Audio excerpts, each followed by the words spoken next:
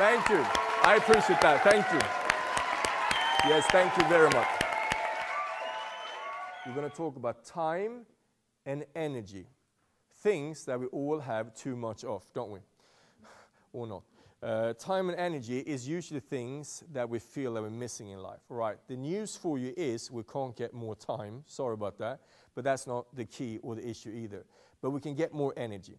So what I'm going to do is I'm going to talk to you a little bit about how you can use the time you have, we all have the same amount, more effectively. Because that is the key. You can't get more time, so stop wishing for it. What you need to do is you need to just use the time you have in a better way. I'm going to explain to you how you can do that. And the energy, how you can get more energy. But time and energy is very highly connected, and I will show that to you later on. Right, let's start with time. I guess you can all see that this is a glass jar I've written down here, or writing down, what is it called? Drawing, sorry. This is a glass jar I've been drawing that we fill with a couple of rocks. I presume that some of you have already seen this picture before. Even so, I would like to share some ideas and insights of it, so I hope that you can take away, or take with you, I should say, things and thoughts that you never thought of before when it comes to this. So even if you've seen it, I hope I can add some value to you. Right, glass jar full with rocks. Perhaps that makes us feel, you know, that the glass jar is full, but that's not completely true. There is some gaps between the rocks. So, to get in as much as possible, with the great variation as possible, we fill it up with some gravel. And as you can see, there's quite a few gravel that we could put in there. Now, the jar is full. Still not true, because between the gravel, there's small spaces. And again, to get as much as possible in, with a great variation as possible, we can put in some sand.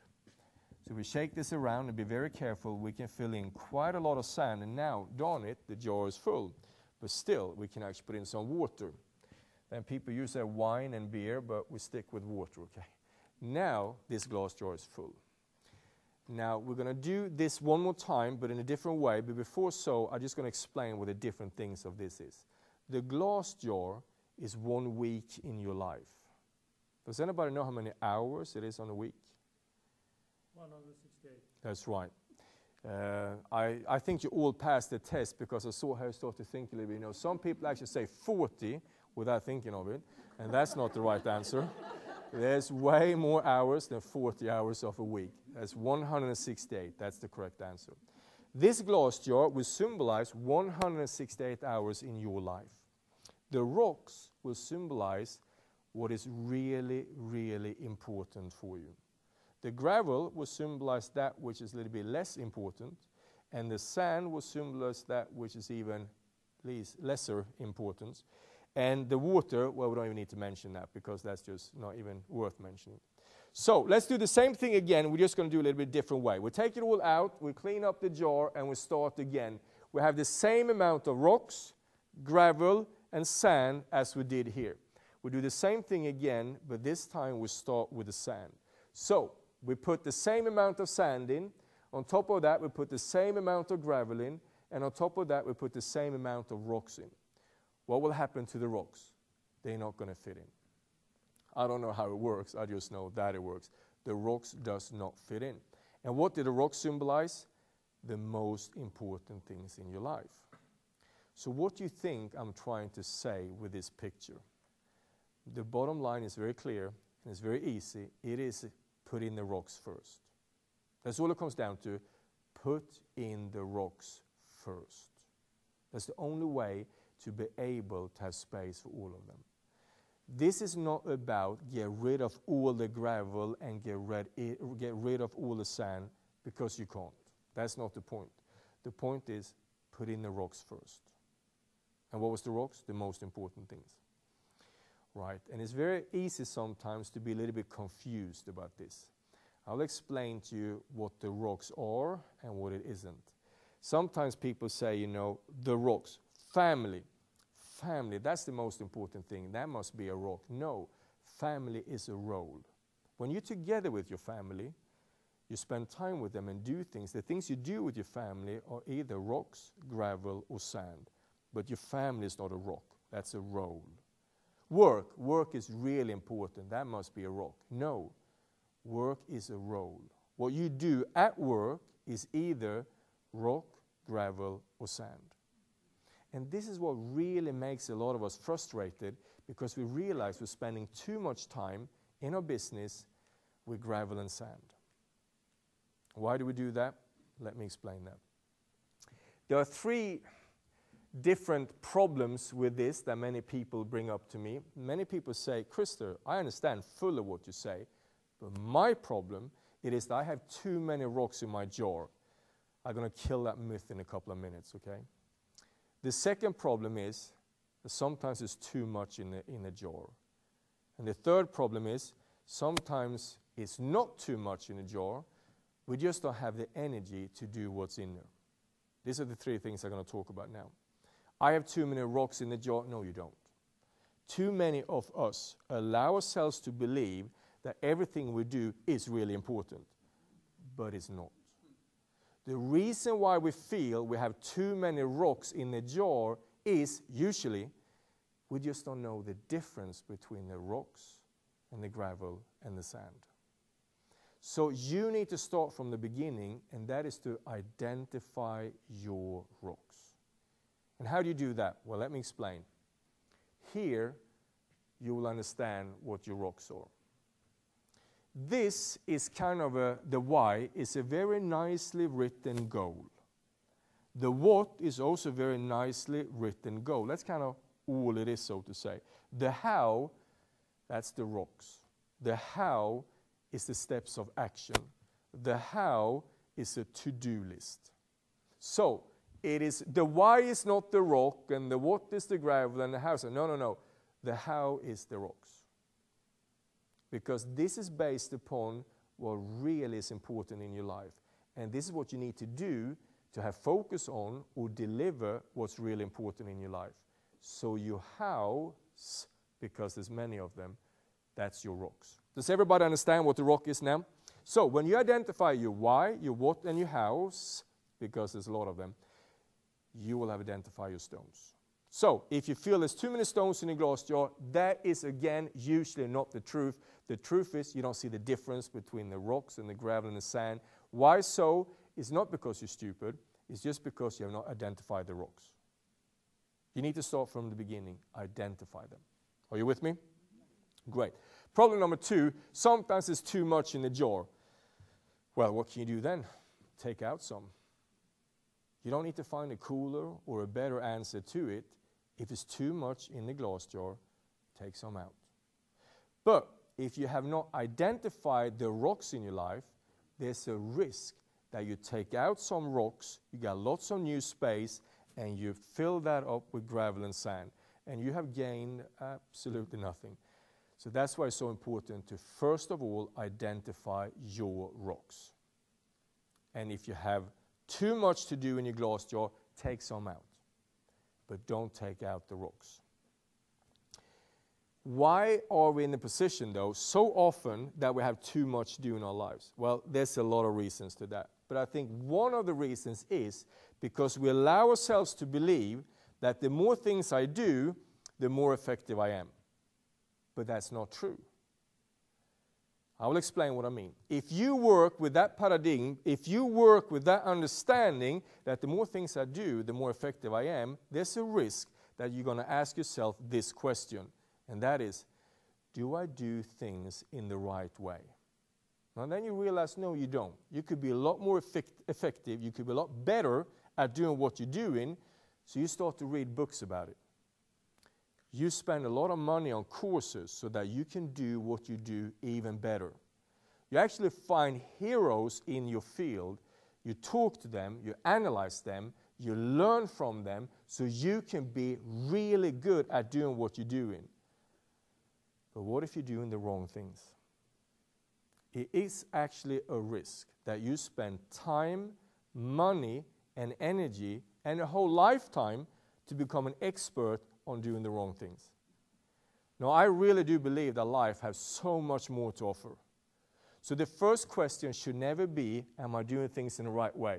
Who cares? The first question needs to be, am I doing the right things? And what's the right things? I don't know, but I know one thing. When you have answered these questions, you know what's the right things. So, the first question is, am I doing the right things? Yes or no? Then when you identify what the right things are, of course you can then ask yourself this question, am I doing things the right way? So to be effective is not about doing more things. To be effective is about doing the right things. If you want to be really effective, you need to do the right things the right way. Stephen Covey, another of my heroes, not with us anymore unfortunately, he said, and this is probably the coolest line ever. I really wish I made it up, but I didn't.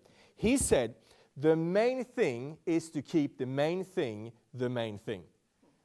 That doesn't sound cool in Swedish. I can testify about that. So, the main thing is to keep the main thing the main thing. Well, we have to start from the beginning, and that's to identify the main thing. That's what we need to do. We need to identify our rocks. Are you with me? So, there is a risk. This is funny about, being expert on doing the wrong things. When I was a kid, I was about 10 years old. My father always read the same daily newspaper. And I don't know if you remember any articles you read in a newspaper when you were 10 years old. I remember one. Perhaps that was the only newspaper I read. I don't know. But I remember one article from when I was 10 years old. Of course, I didn't know then how much use I'm going to have for it now. This is what it was about. It was actually a burglar they were interviewing. They had a big, up folder in the middle, this burglar they were interviewing. And in those days, when they were trying to hide somebody's identity, they put like a black stripe over the eyes. So, I don't know, that could be it. That's perhaps why I remember it, because I got a little bit scared over this, I don't know. But the thing is, this is a cool thing. He was a burglar. Do you remember the chewing gum, Juicy Fruit? The flat one, yeah? And it has some kind of foil paper around it. This guy could, with the help of this foil paper, break into a Saab in 7 seconds. No problem. No wonder that Saab's got a problem, but that probably happened a lot since then. But the thing is, in 7 seconds, he could, with the help of this foil paper, break into a Saab. Now, seriously, we got to be honest. He was good at what he was doing.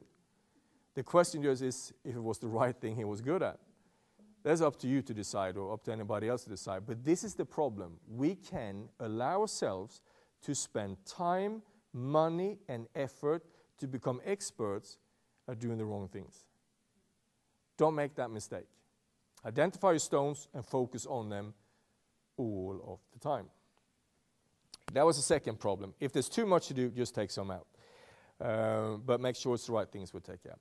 The third problem is that sometimes the glass jar is not full, it just feels like it is. We just don't have the energy to do what's in the glass jar. I don't know if you ever experienced that, but trust me when I say some people have. Sometimes we're just too tired to do the task that lies ahead of us. So this glass jar sometimes just feels full, but is not. Now, there's a reason to why we come to that situation sometimes. Now, this is a question I used to ask people in my seminars, and that is, let's say you and your 3-year-old daughter, you're going to fly to Rome over the weekend. You're really excited. You're sitting there on an airplane. You're discussing all the cool things you're going to do ahead of you. I don't know how much you discuss with a 3-year-old, but you understand what I'm saying. You're sitting there, still talking about all the funky things you're going to do this weekend in Rome. You're really excited about it, but then something goes horribly wrong. The pressure in the cabin just disappears, so you got the oxygen mask that comes down from over you, and then I ask this person, what do? You have your 3-year-old daughter next to you, the oxygen mask is coming down, what do you do? And if they don't get any time to think, they say, well, most of us probably would say, because that's the first thought, they say, well, I will put the oxygen mask on my daughter. Excellent. And what would you do after that? Then I'll put the oxygen mask on myself. Excellent, but it's the wrong answer. Because, I know that, I know you know that, but when you on the spot to answer that question, it's easy to just go with what's in your back, your backbone. It's the daughter first. It's obvious, but still it's the wrong answer.